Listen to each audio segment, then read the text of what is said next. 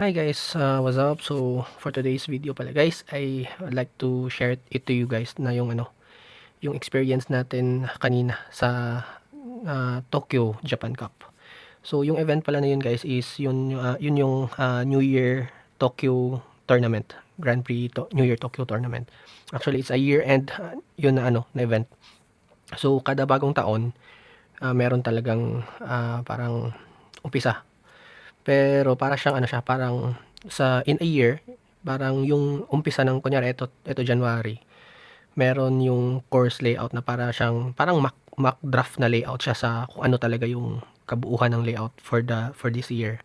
So matatawag para sa amin, or sa akin, experience ko, every year kasi dito sa Japan Cup kasi guys ay siya, meron siyang parang parang basis. Siya yung nagiging basis ng layout, okay? So kanina pala guys ay sa event na 'to ay nag-set up ako ng dalawang auto na gagamitin. For the reason is dalawa kami naglapag. Si Tito at saka ako ang naglapag. Yung So ang nangyari kanina, first is I would like to kuwento ko lang yung sa akin muna. So yung auto na ginamit ko, which is eto. Ito na auto yung gamit ko. So, and then eto yung sinet up ko din for kay Tito. Ito yun. Ito yung dalawang auto na to.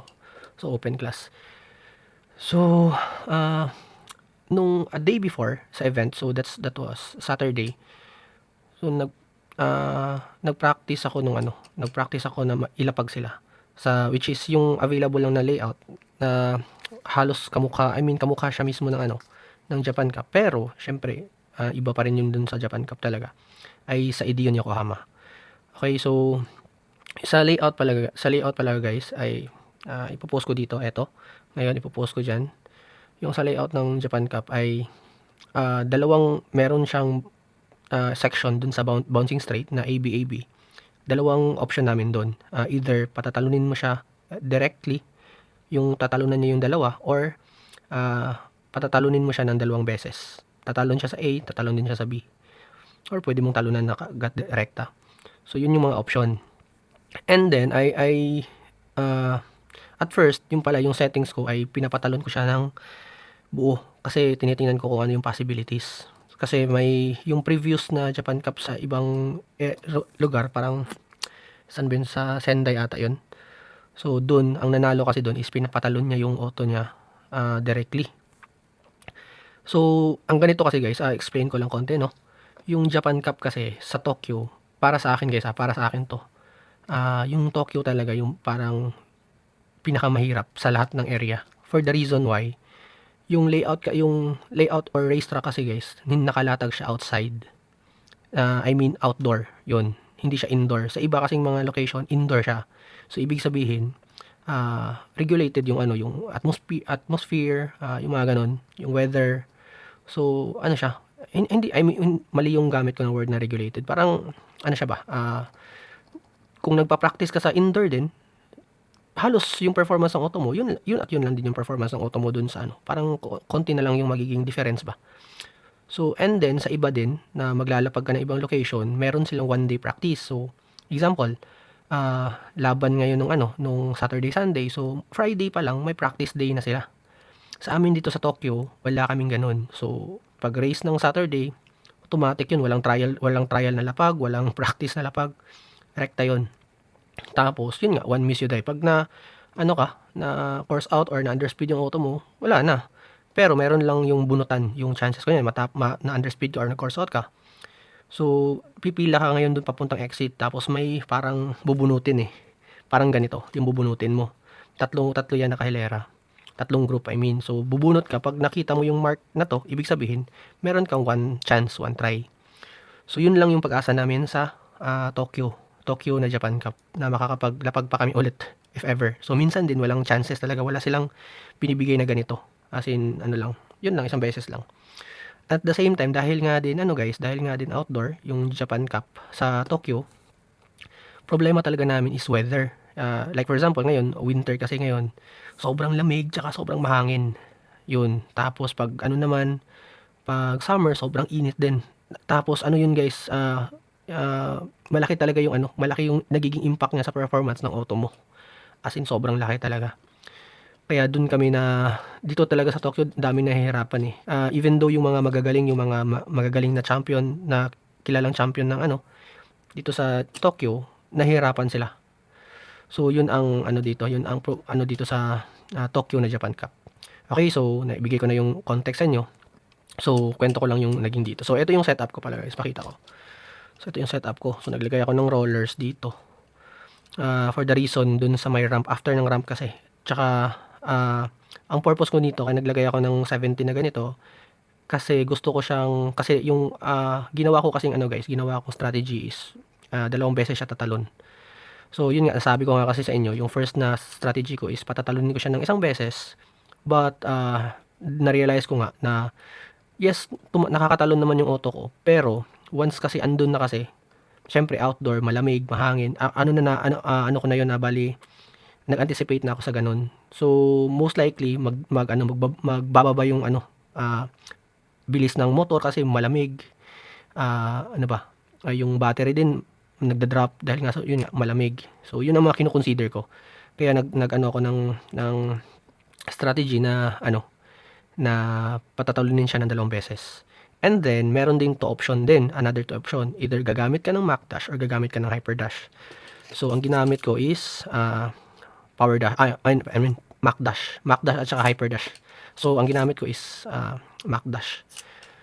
So kaya actually guys, ano talaga, nung nag-try ako ng Hyper Dash, sobrang safety niya. Well, may ano pa rin, may speed naman, wala ng problema doon. Andun pa rin yung speed sa ano Hyper Dash. Kaso kasi guys, based sa experience ko dati pa, nung nag-Japan Cup ako na nakaabot ng finalist yung ano, yung auto ko. Natalo lang kasi ako noon guys dahil nga yun din yung nagiging problema. Either Mach Dash or Hyper Dash. So namili ako na for safety yung Hyper Dash. Pero pag nakuha mo na kasi yung peak ng takbo mo, ng performance ng takbo mo using Hyper Dash, during sa run mo, wala na talagang itataas yun. Whereas kung gagamit ka ng Mach Dash, kahit iko-control mo yung ano mo, iko-control mo yung takbo ng Mach Dash mo, pero once habang lumalapag yun, may chance pa yun na parang magbo-burst pa yung ano niya, yung performance niya, which is dahil nga kasi sa motor. So may itataas pa ba? So may idadagdag pa siya talaga, ipupush pa talaga yung ano. And then yun ang naging ano ko dati, experience ko dati. So natalo ako dahil sa kalabang. Actually pareho kami ng performance ng auto, kaso lang naka-Mach Dash siya, naka-hyper ako. So yun lang yung ano, yun lang yung nangyari. And then ulit yun sa previous na bitaw ko, way back ano din, siguro mag-1 year na din. Yung last na ano ako sa second round. Yun pa rin, nagko-control ako sa ano. So kaya after noon, nag-ano na talaga ako, nag-decide na ako na kada bitaw ko ng ano sa Japan Cup, ano na talaga, balipik na performance ng auto ko yung ilalapag ko. Bahala na, I mean, yung bang pick ng motor na magagamit, kung possible, kung pwede siyang gamitin, ganun. Yun talaga sinasagad ko na. Kasi ayoko na yung parang, kunyari, pag nakapasok ako tapos mabibitin na naman dahil naman yun parang nanghihinayang ako sa potential eh. So, yun. Ngayon guys, nung nag-practice ako nung Saturday, nilapag ko siya. At first guys, ay sa doon, nakikita ko na na kaya niyang yung battery na voltage na gamit ko, as in yung full charge. So at rest na full charge na gamit ko. So tumatakbo siya ng 2.90 plus, 2.3.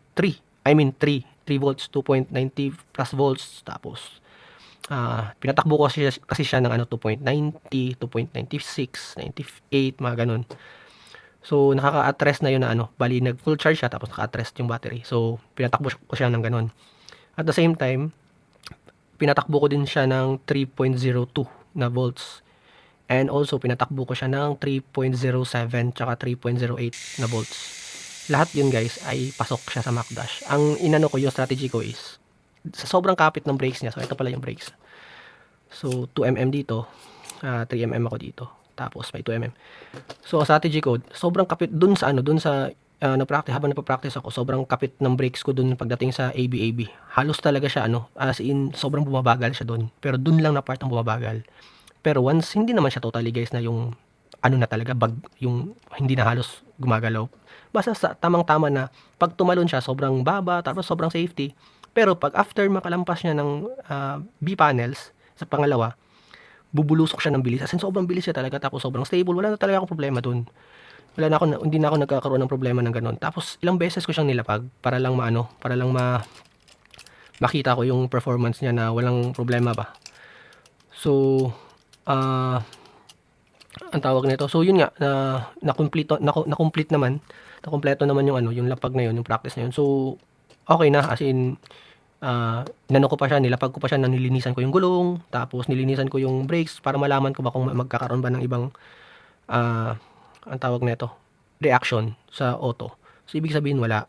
So, ngayon, during today, nung nag-race kami dun sa Japan Cup, since Group A ako, tapos F course Group A, so yun naglapag na ako. So ang inano ko is nag-charge ako ng battery ko, pero nag-at rest ng battery is around 2.96. So hindi ko inactive pick yung battery ko for the reason na isip-isip ko kasi na okay lang kahit bumaba konti yung takbo ko, wala akong problema dun.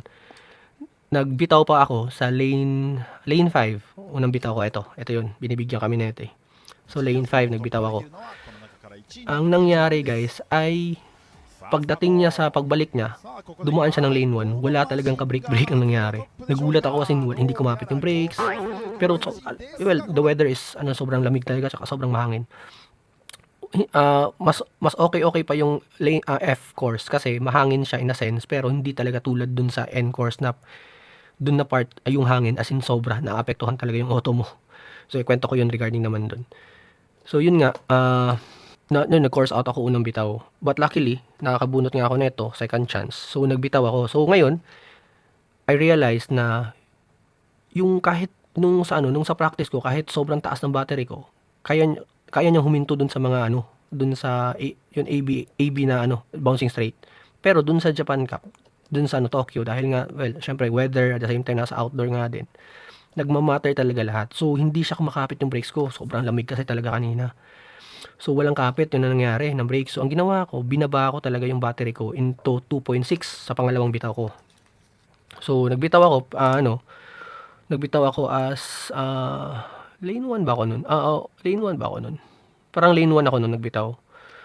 2.6 na imagine niyo yung drop ng battery ko tsaka performance ng ko. Ang layo, 'di ba? Pero yung takbo niya hindi naapektuhan. Ano pa rin yung takbo niya? Yung pa rin yung takbo na gusto ko sa kanya na nakikita ko kanina. Kinabahan pa ako nung pumunta siya ng unang, kasi nagbitaw ako lane 1, so pagbalik sa akin lane 2 na. Kinabahan pa ako kasi parang halos sumobra sa bilis. Sabi ko putik, ang laki na ng ang laki na ng binawas ko, ganun pa rin siya hindi pa rin kumakapit yung brakes. Pero pag pangatlong ikot niya, ang ganda na ng pangalawang ikot niya, pagbalik niya, sobrang kalmado na, as in parang nag-activate na lahat yung brakes, as in maganda na talaga yung lapat. Kaya hindi na ako, sabi ko ay salamat, okay na. Nung pagpangatlong ikot, mas lalo siyang gumanda kasi parang yung braking na parang na-experience ko nung nagpo-practice ako sa Ideon. Ganun na yung pag-brake niya pagdating sa AB panels. At the next naman sa pang-apat na ikot, doon na nagkaroon ng Kasi isipin nyo guys, ang ganda ng lapat niya sa talon niya sa A. Sa B panels, tamang-tama. Umangat ako kasi nasa harapan ko kasi yun guys yung panel ng bouncing straight AB. Andun lang kami nakatayo. Pag talon niya, gumanyan to. Isipin nyo guys, ginanon siya sa kanya ito yung straight, di ba? Ito yun. Pag talon dito, di ba? Ito yung panels lang din. Dito lang siya dapat babagsak. Talon to, gumanyan siya. Kitang-kita ko talaga kasi sobrang lakas ng hangin nun eh. Kitang-kita ko talaga guys na gumanon yung auto ko papunta dito sa outside. Tapos parang dito na tumama sa ilalim yung ginanyan yung auto ko dun sa sa labas talaga. Nagulat talaga ako. As in, pero sa takbuhan talaga, nauna siya, ang layo ng kalaban. But anyway, ilalagay ko din yung video para makita nyo din yung video. As in, dun lang ako naghinayang kasi wala na eh. Pagkatapos kasi nung ikot na yon, wala na, babalik na sana, finish line na isang ikot na lang eh. Well, yun talaga, minalas, wala akong masabi, yun at yun talaga yung yun lang inabot ng swerte. Kahit ginawa na lahat, medyo ano na, wala, yun lang talaga nangyari. Ngayon, kung bakit meron pa kaming isa, eto ata yun kay Tito eh. 2. Kasi, eto yung pinakagusto kong ibitaw sa kanya. Kaso, during practice kasi guys, ay wala nang problema. Okay na settings ko na. Ngayon, I found out, nung kinagabihan nun, may tama yung brakes ko dito. Kung magpapalit kasi ako ng brakes guys. Tapos, wala na akong practice kasi. Mas, ang tawag ba nito? Mas risky. Anong mangyayari? So, isip-isip ko, nag-decide kami kanina ni Tito, sabi ko, hindi, yung ilapag mo na lang yung auto ko. So, ngayon, yung battery na ginamit ko yung 2.6 na lang, siyempre, nagamit ko na, di ba? Nagkaroon pa siya ng around 2.58. Kasi una, 2.56, tapos umangat siya ng 2.58. So, ang ginawa ko, bago ilapag ni Tito, binaba ko ng 2.54. Tapos, nagkaroon pa ng mga around 20 minutes bago niya nailapag yun, yung 2.54. So, ibig sabihin, may tendency na bumaba yun. Paglapag niya, guys, naman, malas talaga kami nun. Kasi, paglapag niya, may nauna, konti. Tatlong auto kami nun eh. May nauna konti sa amin sa dalawa. May nauna konti sa amin. Pero, wala, nakasunod lang auto ko. Kaya hindi ako kinakabahan nung habang tumitingin. Sabi ko, hindi kaya yung habulin. Kayang-kaya talaga. Which is, kaya naman talaga. Ang nangyari is, umembang na yung nauna. So, dalawa na lang kami. Kasi yung nagkasabayan. Yung kasabayan pa niya, alam kong kayang-kaya ko sa takbuhan. Tapos, nauna na nga ako. Nauna na nga to, yung lapag ni Tito. Nauna na nga siya ulit. Ang nangyari is, pagdating dun sa ramp, okay lang, maintindihan ko kung ang auto, kasi tatalon dun sa ramp konti eh. Maintindihan ko kung yung auto galing sa talon, umembang diretso. Maintindihan ko yun. Ang nakakatawa is, tapos na siyang galing sa ramp na galing sa talon, nakalapat na yung gulong talaga, tumakbo na sa likuan. As in, hindi naman siya nag-course out doon. Pero, biglang, pagliko, biglang gumanyan yung auto ko. Tapos nag-transfer sa kabilang lane. Wala, sobrang talaga, sabi na, pati nga din yung mga katabi ko na hapon, na players. Nakatingin kasi sila sa, race, sabi nila sa hen daw, medyo daw, bali, unusual daw yung nangyari. Tatawa sila yung katabi ko, natatawa sila. So, anyway, yun ang nangyari. And then, yun, nakuha namin is eto. Tsaka eto yung binigay sa So, pakita ko na lang. And then, also, ilalagay ko yung guys, ilalagay ko yung runs, ha. So, okay, so, ito, ipakita ko na. Ito yung binigay nila. Ano lang to, parang, sa mga laning pala to. Oh, maganda to, ha. But anyway, so, think yun lang guys yung kwento ko. And also pala, I would like to congratulate lang kay sa tropa ko, si Sir Obet. First is nanalo siya ng first round. May kasi yun, bago pumasok ng second round, may another pa yung race pa yun eh. Pangalawang race. Hindi, I mean, nanalo pala siya ng isang race sa first round. So, nakapangalawang panalo siya sa first round, proceed sana siya sa second round. Pero at least nanalo siya. Sa akin, hindi talaga nanalo, 'di ba? So, also, congratulate ko din yung tropa ko, si Bro Alvin. Kasi sa wakas ay nakaupo na din siya sa upuan. Matagal na niyang matagal na niyang gustong ma-experience yun na makaupo dun sa upuan. So, pag manalo ka kasi guys dun sa round 1, I mean dun sa race, kada race, uupo ka dun sa may upuan sila. So, nanalo siya dun. Tsaka muntik pa siyang manalo sa sa round 1 talaga. Na underspeed na lang yung sa kanya sa second race ng round 1. So, yun. And yeah, so far, yung bitaw din ni Tol Matt, ayos din yung kotse. Nagkaroon lang din ng problema. Sayang lang din talaga. Una na under, tapos yung pangalawa is, ano ba nangyari doon? Yung pangalawa ay nag-course out pala yung sa kanya. Okay, so I think yun lang. And yeah, lalagay na lang ako ng mga videos ng mga runs na lang namin dito. Okay guys, so yun, haba-haba na naman yung kwento natin. And again, salamat sa panonood and see you again for my next video. Salamat.